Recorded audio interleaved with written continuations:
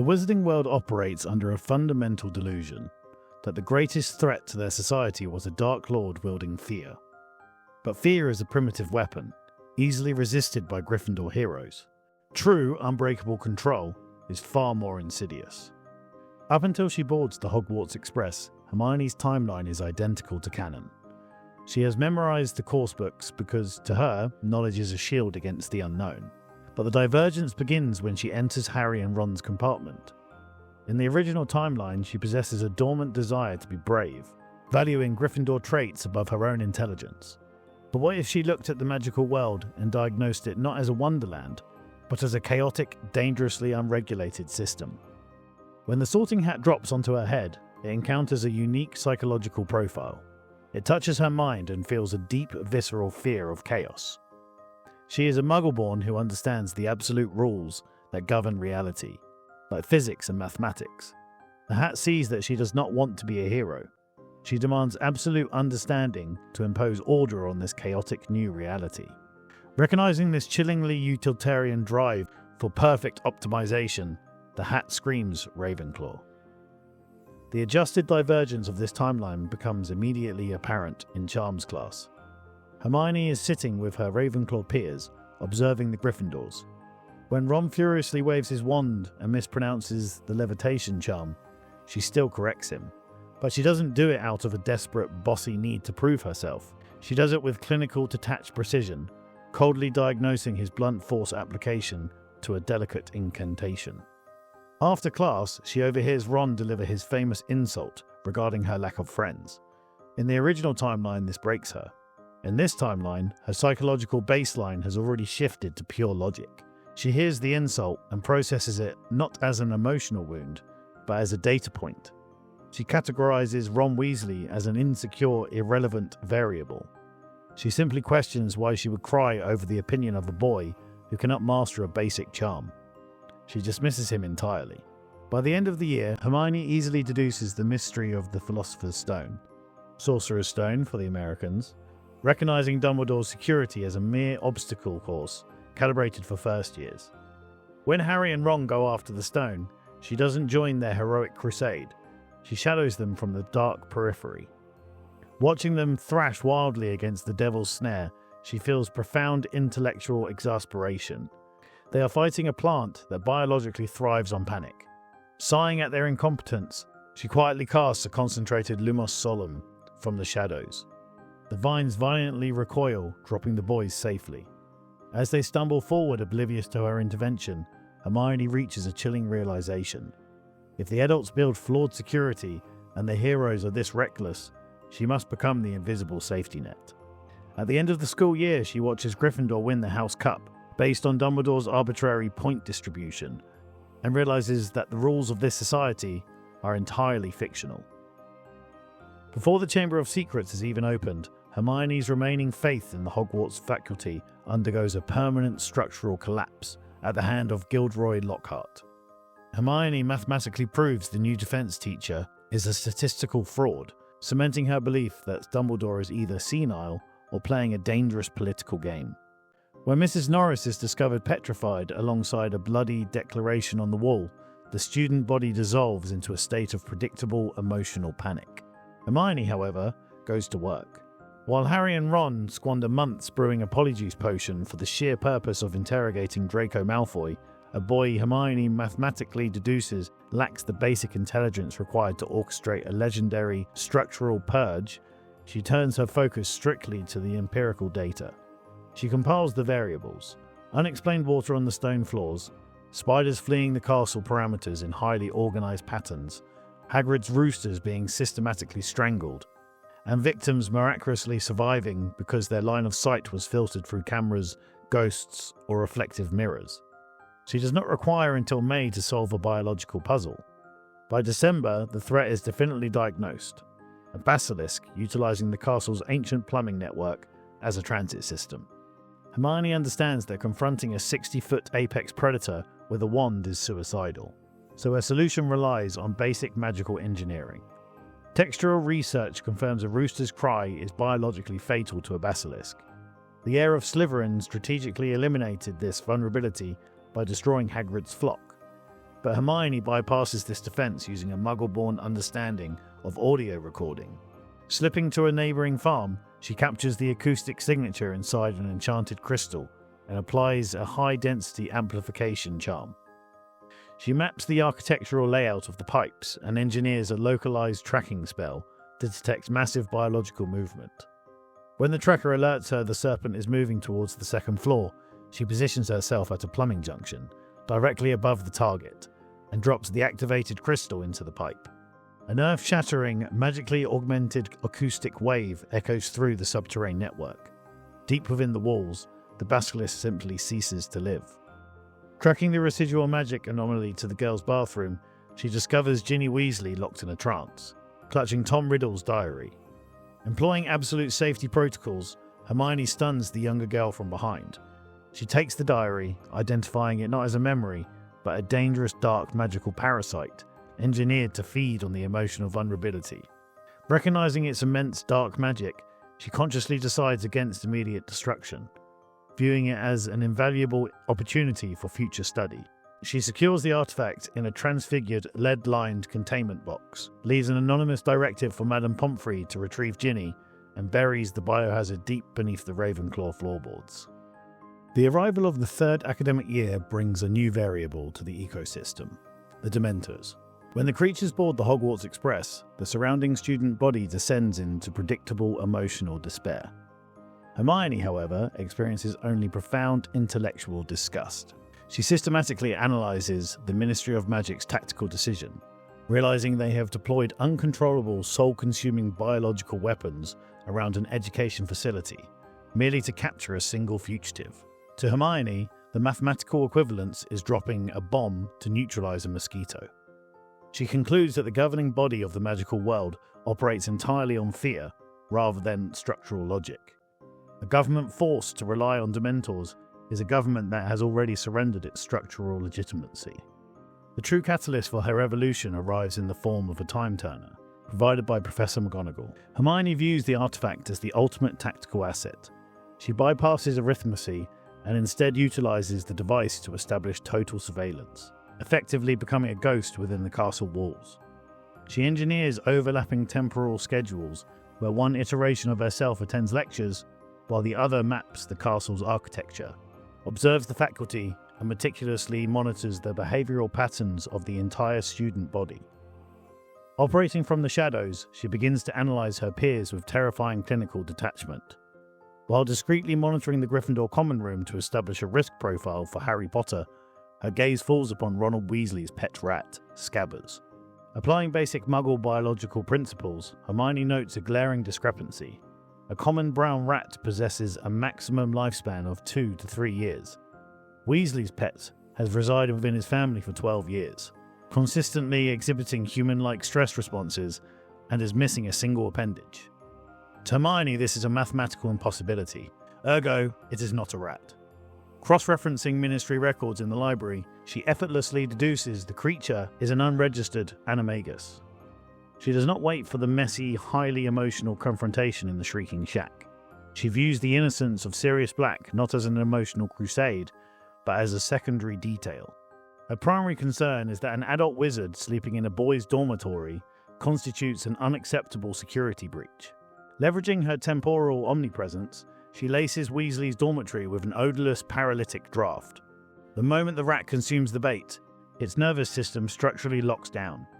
Hermione casually enters the room, reverses the animagus transformation, and locks the paralyzed Peter Pettigrew inside an enchanted trunk.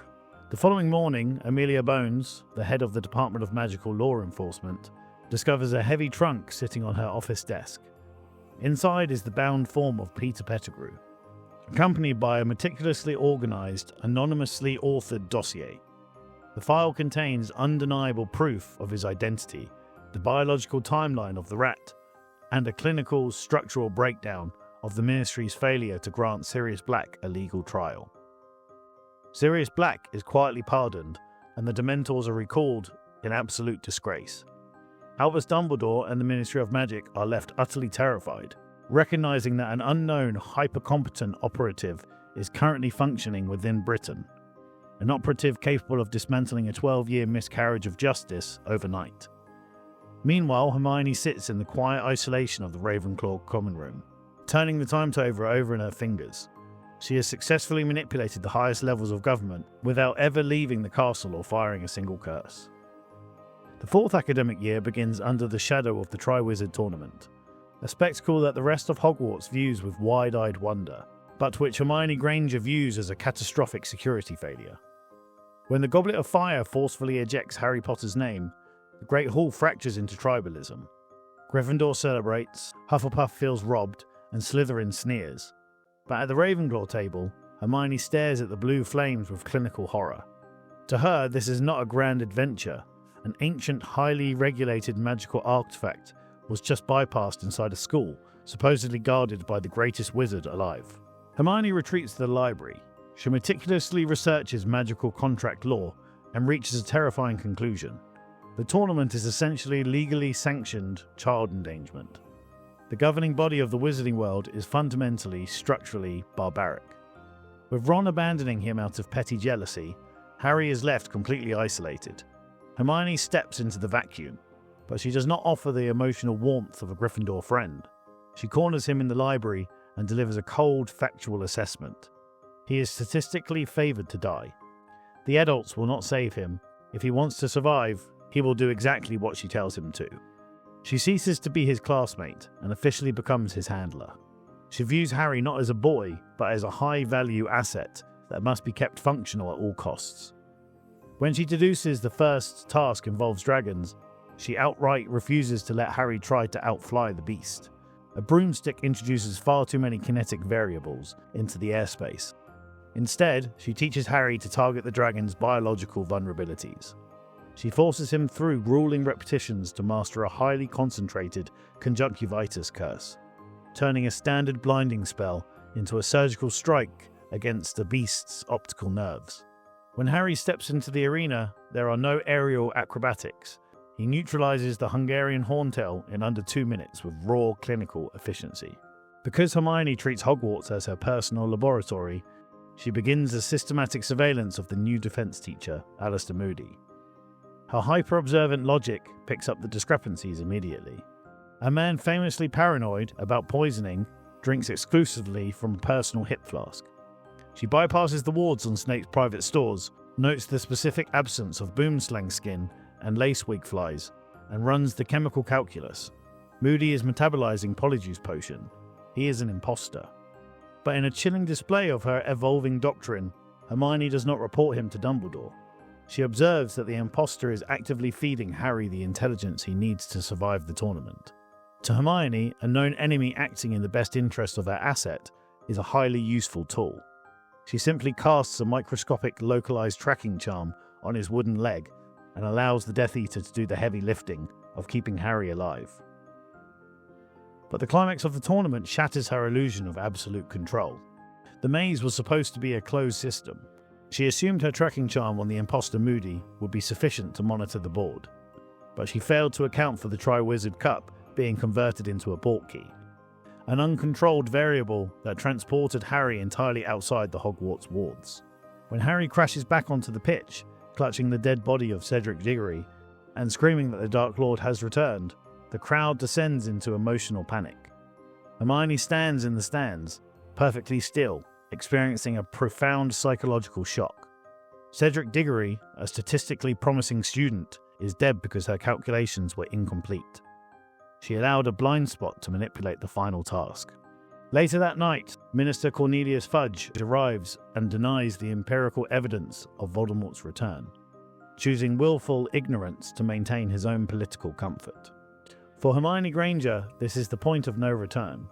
She realizes that logic alone cannot defeat a willfully broken system. You cannot fix a machine that chooses to rot from the inside out. If she is going to survive the encroaching darkness, she can no longer operate entirely in isolation. She calculates that she must start pulling in other logical minds, students who see the Ministry's architecture failing. She doesn't want a loud, reckless army of Gryffindor heroes. She wants a quiet, highly efficient network of operatives. While Harry mourns Cedric and Dumbledore emotionally rallies the Order of the Phoenix, Hermione sits alone in the silence of the Ravenclaw dormitory. She pulls out a piece of parchment and begins drafting a rigorous psychological screening matrix to identify her first recruits. When Dolores Umbridge arrives at Hogwarts, the student body reacts with immediate emotional outrage, but Hermione observes her with a clinical detachment. She doesn't see a cruel teacher in pink, she sees a bureaucratic contagion. Umbridge represents the Ministry's ultimate failure, attempting to control reality by simply passing decrees that ignore it. Hermione enacts the plan she drafted at the end of Year 4. She approaches a highly selective group of Ravenclaws, minds like Padma Patel, Terry Boot, and Michael Corner, along with a few pragmatic half-bloods from other houses. She doesn't frame this as a heroic rebellion. She pitches it as survival imperative. The Ministry has abandoned us.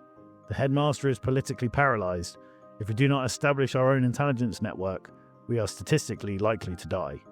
She creates the enchanted galleons, but not just to announce meeting times. She enchants them with advanced protean charms that act as a closed-circuit encrypted messaging network. Her followers are tasked with pure information gathering, mapping the patrols of the Inquisitorial Squad, copying Umbridge's outgoing mail, and identifying the psychological weakness of every Ministry-aligned student in the castle. Hermione doesn't lead Umbridge into the Forbidden Forest to be attacked by centaurs. That relies on unpredictable biological assets. Instead, Hermione uses white-collar warfare. Using her syndicate, she gathers undeniable evidence of Umbridge's corruption and illegal activities. She anonymously forwards the compiled dossiers to Amelia Bones and Rita Skeeter, burying Umbridge in an avalanche of legal and public destruction and legally severing her from the Ministry. Despite Hermione's structural dismantling of Umbridge, the larger geopolitical board remains stagnant. Fudge still denies Voldemort's return, and Dumbledore's Order of the Phoenix is paralysed by secrecy. Hermione calculates that to force the Ministry's hand, a high-casualty, undeniable public confrontation is required. The opportunity presents itself when Harry experiences a vision of Voldemort torturing Sirius Black inside the Department of Mysteries. Harry immediately spirals into Gryffindor panic and begins organising a reckless rescue mission with his inner circle. Hermione does not find out about this through friendship. She is briefed on the operational details by her implanted intelligence asset within the DA, Luna Lovegood. The Ravenclaw eccentric, whom Harry views as a harmless oddity, has been quietly feeding Hermione behavioural data and tactical movements all year. Hermione intercepts Harry before he can leave. She doesn't offer emotional support or beg him to reconsider. She delivers a cold tactical ultimatum that he is walking into a fortified government building based on unverified psychological warfare. His team lacks the magical output and structural discipline to survive an ambush. When they arrive at the Ministry, the trap is sprung, exactly as Hermione predicted. The Death Eaters ambush Harry's group in the Hall of Prophecy. As the chaotic emotional firefight erupts and shelves of glass spheres begin to shatter, Hermione does not waste her magical reserves trading stunning spells with Lucius Malfoy. She treats the battle as a precisely timed distraction. The moment the Order of the Phoenix arrives to reinforce Harry, Hermione casts a flawless disillusionment charm and detaches from the unit. She slips entirely unnoticed into the deepest, most restricted levels of the Department of Mysteries. While the adults are distracted by a frantic war of attrition, Hermione is quietly raiding the Unspeakable's classified archives. She methodically duplicates centuries of highly restricted government research on blood warding, soul magic, and dimensional physics. She acquires the foundational blueprints of the Ministry's own security architecture. By the time Cornelius Fudge arrives in the atrium and finally sees Voldemort with his own eyes, Hermione is already walking out, her bag heavy with the most dangerous, unregulated knowledge in Britain. The 6th year at Hogwarts begins not with spells, but with the overwhelming flood of intelligence. Hermione Granger's syndicate has proven dangerously efficient. Her network of enchanted galleons is funneling a restless stream of raw data into her hands. The shifting alliances of the student body, the patrol routes of the faculty, and the geopolitical whispers from the outside world. The volume of information has rapidly surpassed the architectural limitations of a single human mind. To maintain absolute control, Hermione engineers a structural upgrade, the Nexus Galleon. It is not a communication device, it is a master matrix. She carves advanced arithmetic runes into the gold, creating an algorithmic core designed to ingest raw intelligence, cross-reference variables, and calculate tactical probabilities in real time. By November, this Nexus Galleon flags a reoccurring critical anomaly. Harry Potter is being summoned to the headmaster's office on a rigid schedule, and Dumbledore's right hand is suffering from localized necrotic tissue damage. Hermione cross-references this behavioral data with the highly classified Department of Mystery files she stole in Year 5. She inputs Dumbledore's cursed hand, Tom Riddle's psychological profile, and Voldemort's biological survival into the Nexus Galleon. The runic matrix whirls, heats up, and spells out a single, restricted branch of soul magic: horcruxes. Hermione runs a predictive simulation. She inputs Harry's magical aptitude, his emotional volatility, and Dumbledore's impending death into the Galleon to determine the likelihood of Harry successfully destroying these anchors. The Galleon's golden face shifts and delivers a cold mathematical verdict: 94% probability of failure. Hermione sits in the quiet of the Ravenclaw dormitory and speaks to the machine. She poses a logical query. Dumbledore is a master tactician. Why would he tether the fate of the wizarding world to an asset mathematically guaranteed to fail? She feeds the parameters back into the Galleon. She inputs Harry's Parseltongue ability, his mental connection to Voldemort, and the biological anomaly of his survival as an infant. The runes on the coin rapidly reconfigure. They click into a new, horrifying equation. The machine and its creator arrive at the exact same conclusion simultaneously. The boy is a horcrux. Hermione stares at the Galleon and feels no grief. She experiences absolute chilling clarity. Harry Potter is a contaminated vessel. The boy must die. Furthermore, Voldemort is an unpredictable, biologically unstable variable that must be permanently eradicated to restore order to the system. Hermione formulates her master strategy. She will not hunt the horcruxes alone. She will join Harry on the hunt, acting as his handler. She will protect the asset just long enough to ensure he destroys the other anchors. She will meticulously guide him toward the unavoidable execution at Voldemort's hands. Once the Dark Lord destroys his own horcrux, Hermione will step out of the shadows and terminate Voldemort herself. She realizes that whoever lands the killing blow on the Dark Lord will possess infinite political capital. She won't need to conquer the Ministry with an army of Death Eaters. She will use the notoriety of saving the world to run for the Minister of Magic. When Draco Malfoy smuggles the Death Eaters into the castle, leading to Dumbledore's death, Hermione does not panic. Her matrix predicted the castle's walls would fail months ago. While Harry cries over Dumbledore's body, Hermione stands in the shadows, her Nexus Galleon warm in her hand. The old architect is dead, and the pieces are perfectly positioned for the final sacrifice. Before the Horcrux hunt can even begin, Harry attempts to isolate himself, planning to take Ron on his hunt for the Horcruxes. Hermione intercepts them, refusing to be sidelined. To prove her undeniable utility, she produces a Class A biohazard from her past, Tom Riddle's diary. The sentient parasite she quarantined under the Ravenclaw floorboards back in her second year.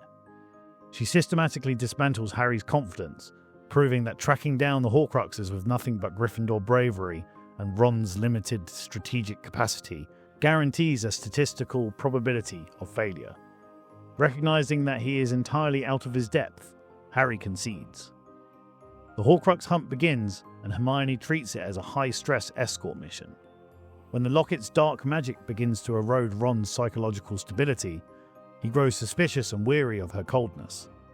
In this timeline, Hermione recognizes that an emotionally unstable Ron is a liability that could compromise the mission.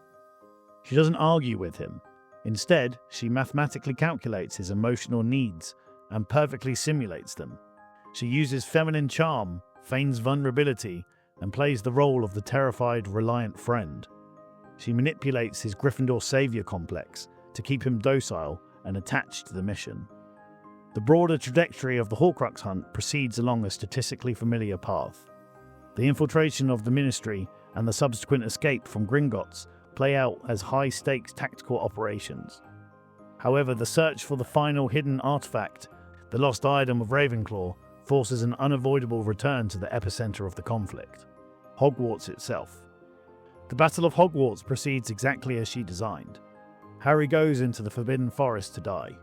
Hermione stands in the courtyard, her Nexus Galleon warm in her hand, confirming the biological termination of the asset. She turns to Neville Longbottom, hands him the sorting hat, and delivers a surgically precise order to kill the snake. She readies her wand. The moment Voldemort's horcrux is gone, she plans to step forward, execute the Dark Lord herself, and claim the political capital of the century.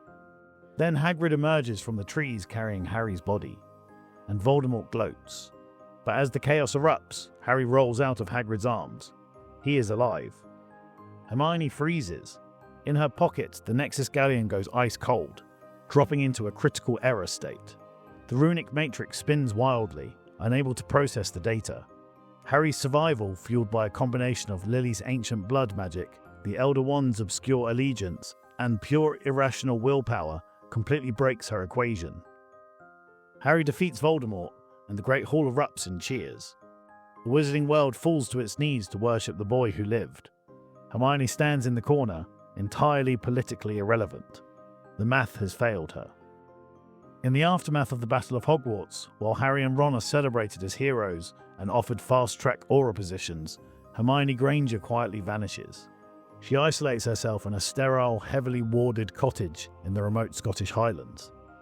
She spends months obsessively dismantling her Nexus Galleon, analysing the runic matrix to understand why it failed to predict Harry's resurrection. Finally, she reaches a chilling conclusion. The machine is limited because it is just a machine. It can calculate probability, but it cannot intuit the irrationality of human willpower. Months into her isolation, the Daily Prophet reports a tragic post-war disappearance. Ron Weasley, who had been tirelessly searching the country for Hermione, has vanished without a trace. The wizarding world mourns him as a casualty of post-war dark magic. Harry is devastated. Hermione does not attend the memorial. While the wizarding world attempts to rebuild its shattered government, she emerges not as a politician, but as an inventor. She launches a new, universally accessible magical device, the Clarion Compass. She markets it not as a weapon, but as the ultimate daily assistant. Whether a witch is brewing a complex potion and needs the exact stirring angles, or casting a Patronus and requires calibrated wand movements, the Clarion provides the answer. It even delivers the daily news instantly, tailored to the user's exact psychological profile. It is an overnight sensation. Within months, the Daily Prophet goes bankrupt. The Ministry stops using owls. Hogwarts students stop using the library. The entire wizarding population willingly surrenders their critical thinking to the Clarion. What the public doesn't know is that every single Clarion is linked back to Hermione's Nexus Galleon. She is reading every encrypted message, monitoring every financial transaction, and mapping the psychological profile of every witch and wizard in Britain. She subtly alters the news algorithms, gently steering public opinion, erasing her political rivals from public consciousness, and burying any lingering questions about Ron Weasley. A few years later, Harry Potter, now head Aura, finally notices the discrepancies. He traces the missing data, the altered ministry reports, and the silent disappearance of political dissidents back to the source. He kicks down the door of the Clarion's Corporation's sleek, silent headquarters in Diagon Alley. He finds Hermione Granger sitting behind a flawless glass desk. There are no dark robes or skulls, just a perfectly clean, brightly lit office. Harry's face is twisted in righteous Gryffindor fury as he furiously demands to know the truth about what happened to Ron and the corrupted ministry data. Hermione doesn't stand up. She doesn't even draw her wand. She simply steeples her fingers, looking at her old friend with a mix of clinical pity and absolute triumph. She calmly reveals that his righteous mutiny was not a surprise. Her master matrix had predicted his arrival with absolute certainty, giving her ample time to prepare. On her silent, unspoken cue, 4 wizards step out from the sterile shadows of the office. Their wands are already drawn and leveled at Harry with lethal, practiced precision. Moving with cold, bureaucratic efficiency, they disarm the head Aura, stripping him of his wand before turning and silently exiting the room. leaving the saviour of the wizarding world entirely defenceless. With Harry neutralised, Hermione delivers the crushing, unvarnished truth. She details how the unpredictable, sentimental Ron arrived at her warded cottage years ago. She coldly explains that her algorithmic system required the kinetic energy of a murder to tear her soul and achieve true sentience, and Ron had simply walked right into her laboratory. As Harry freezes, the blood draining from his face in absolute horror, Hermione clarifies that she didn't act out of hatred. The system merely required a biological sacrifice, gesturing to the massive glowing golden matrix embedded in the wall behind her. She states that Ron served a purpose. The machine humming behind her is her horcrux, an omniscient engine powered by her fractured soul and built on the bones of their childhood friendship. Harry falls to his knees, letting out the sound of pure agony. He defeated Voldemort because Voldemort ruled through fear, and people will always fight fear. But Hermione hasn't conquered them with fear. She has conquered them with convenience, and they are now entirely structurally dependent on her. If her heart stops, the economy collapses. Azkaban opens, and the Ministry falls in exactly 3 seconds. Hermione looks down at the broken asset on her floor. She tilts her head, her eyes calculating his structural potential. She notes with clinical detachment that while her matrix accurately predicted his mutiny, it had calculated his arrival time to be exactly 20 minutes earlier. To Hermione, this slight margin of error is a mathematical imperfection. It means the network is processing too much data. This version is reaching its physical limit. Slowly raising her wand, her eyes cold and empty, she decides the system is in need of an upgrade. The timeline ends not with a Dark Lord defeated, but with a new architect fully in control. In this timeline, we see Hermione Granger, who looked at a broken, chaotic world and decided that Gryffindor heroism was statistically inefficient. She didn't conquer the wizarding world with a dark mark, an unforgivable curse, or an army of Death Eaters. She conquered them with convenience, replacing the primitive tyranny of fear with the absolute, unbreakable tyranny of logic. But every perfect system has a cost. By choosing to become the ultimate safety net, Hermione sacrificed her humanity and the boy who loved her to achieve true omniscience. Now the question falls to you: was Hermione right? Is a society governed by a flawless, bloodless algorithm better than a world left to the reckless whims of sentimental heroes? And knowing the dark truth of its power source, would you still use the Clarion Compass? If you find value in this analytical journey through the Ravenclaw timeline, please signal your loyalty to the New Order by liking the video and subscribing to the channel. Until next time, keep your mind shielded and your logic sharp. Thanks for watching.